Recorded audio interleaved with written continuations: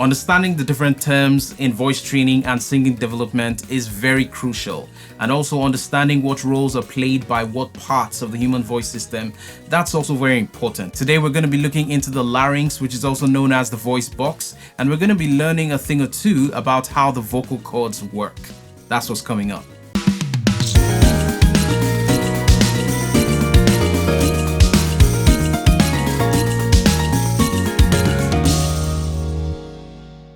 Hey, I'm Akurios. Thanks for joining me and thanks for tapping that thumbnail to see what I have to say today. If you're just seeing me for the first time, I'm a musician, I'm a music producer, an audio engineer, a voice coach, and an entrepreneur, and I'm glad to be of help. If you are interested in developing your singing voice, sharpening your music business skills, or learning a couple of things about audio recording and music production, then this channel will be of great help to you.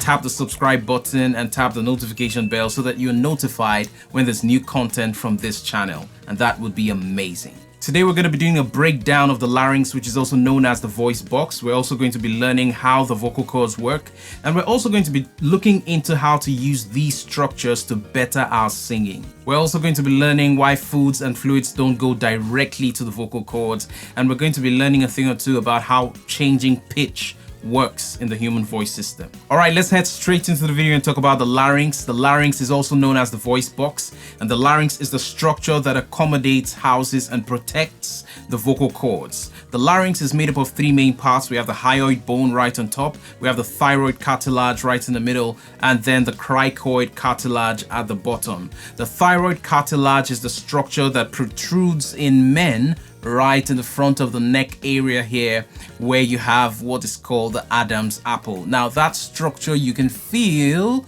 right in the middle of your throat is known as the thyroid cartilage, and both men and women have the thyroid cartilage, of course, because both men and women have larynxes or voice boxes that house the vocal cords. But the thyroid cartilage as a structure is more prominent, is more physically perceived in men because it protrudes more. And if you look at this diagram right here, you can see the thyroid cartilage. You can see that V-shaped structure in the middle, at the top middle there. Now you can feel that. You can actually use your finger and place and look for it on your neck and place your finger right there. Now right behind that structure, the thyroid cartilage, inside is your vocal cords, and as you speak, if you just place your fingers on that thyroid cartilage, you can actually feel some vibration. You can feel sensation telling you that something is moving, something is vibrating right behind that structure. And then at the bottom there, you see the cricoid cartilage, which is a very essential part of the larynx because it collaborates with the arytenoid cartilages, which we're going to talk about when looking at the diagram of the vocal cords, to alter the shape and the form of the vocal cords in order to change the pitch of our voices, or the pitch when we sing. So when you decide to sing high, there's something that actually has to happen in terms of the change in the structure and form of the vocal cords to ensure that the sound is high.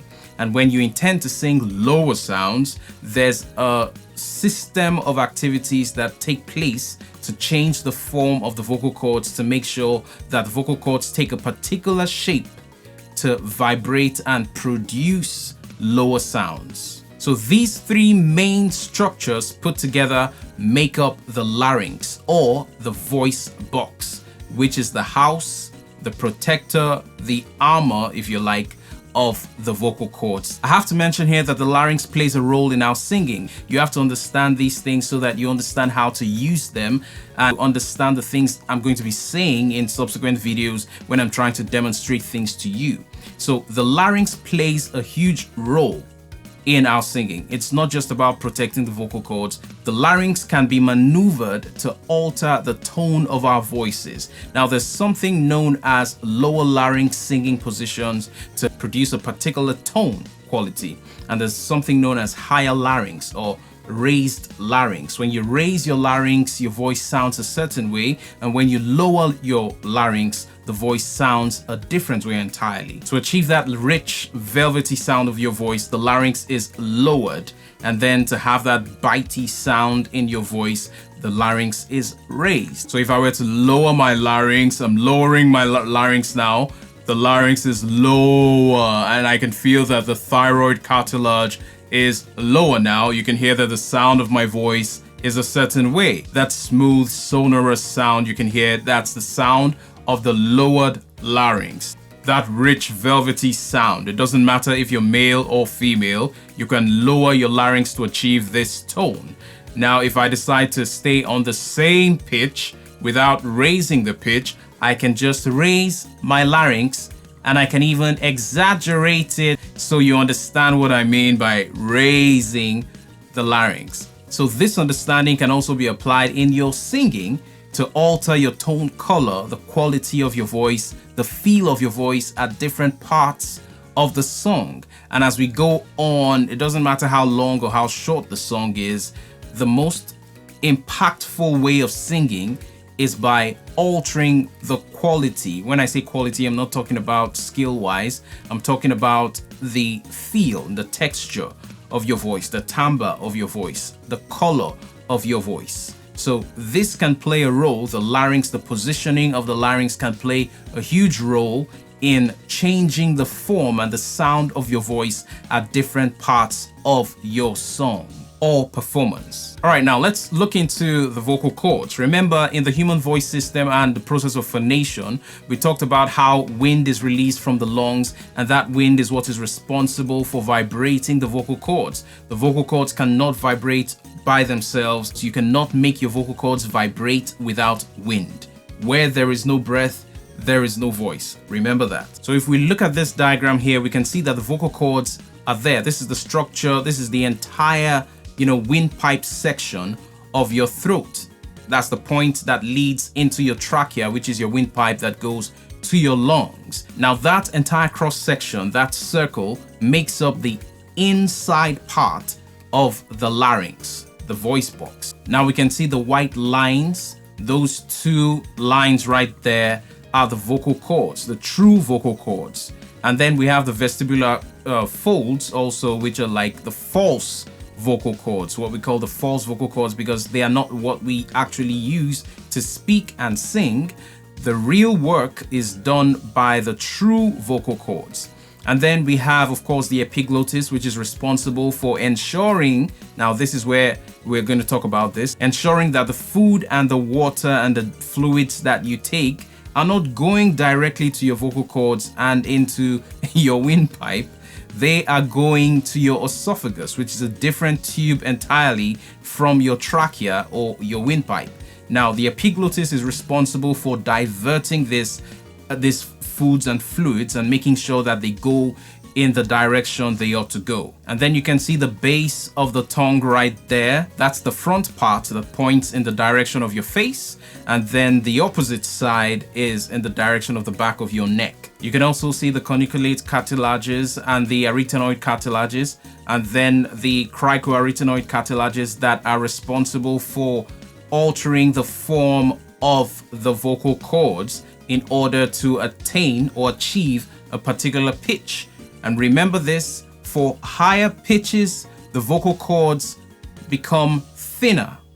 And for lower pitches, the vocal cords become thicker. And these cartilages in the posterior part of the vocal cords are responsible for altering the form of the vocal cords in order to achieve a particular pitch.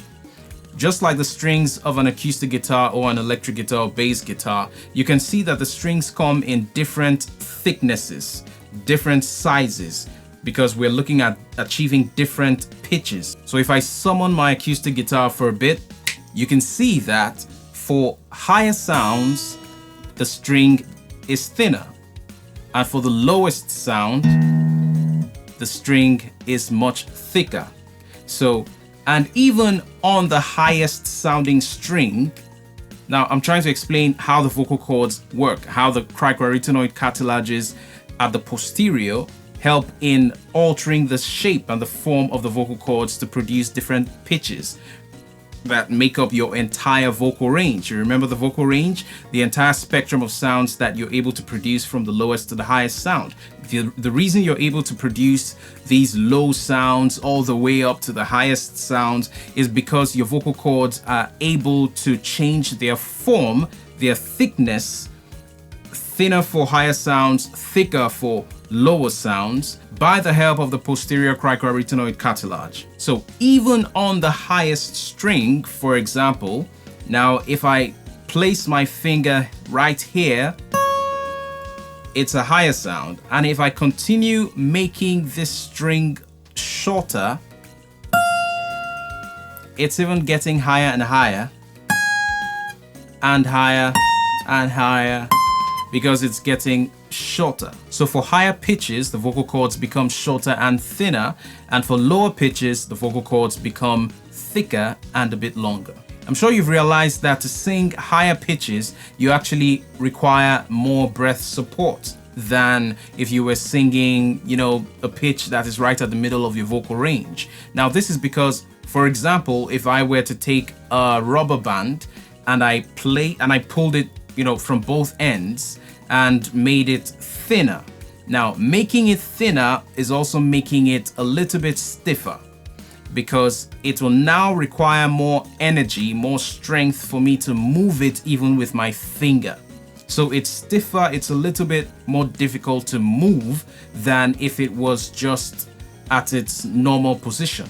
And that's similar to what happens to the vocal cords. The vocal cords at that position where they are thinner and shorter, in order to produce higher pitches, you need more energy, more breath support to sound those higher pitches. And that's why it's important for you to take in enough breath in order to sing those higher pitches so that you don't lose your voice. Because ignoring the importance of breath support while singing higher pitches is actually putting yourself in danger, because you can actually hurt yourself in the process if you don't do this. One of the things I want you to do at the end of this video is practicing the raising and lowering of your larynx. Don't change the pitch. Don't change the pitch. The exercise and the purpose of this exercise is to work and exercise your tone color, your ability to maneuver the texture of your voice in a single performance. So practice raising your larynx and lowering your larynx for those sonorous sounds. And that's the sound of a lowered larynx. And at the same pitch, I raise the larynx, and it sounds differently at this point. And if I decide to lower the larynx back to this point, raise the larynx, and it's now at this point. So practice this, and you can actually even talk for a couple of minutes with a raised larynx, and talk for a couple of minutes, another couple of minutes with a lowered larynx, so that you can get used to the sound, and so that you can begin to practice it in your singing. That's the most important thing, so that your singing becomes more dynamic, less monotonous, and more interesting to the listener. So let me know what you've learned from this video. Let me know how helpful the video has been. And if it has, please tap the like button, give me a thumbs up. And if you haven't subscribed to the channel yet, tap the subscribe button and tap the notification bell so that you're notified when there's new content from this channel, and that would be amazing. So till when next we see, I'm Akurios, and I'll see you next time.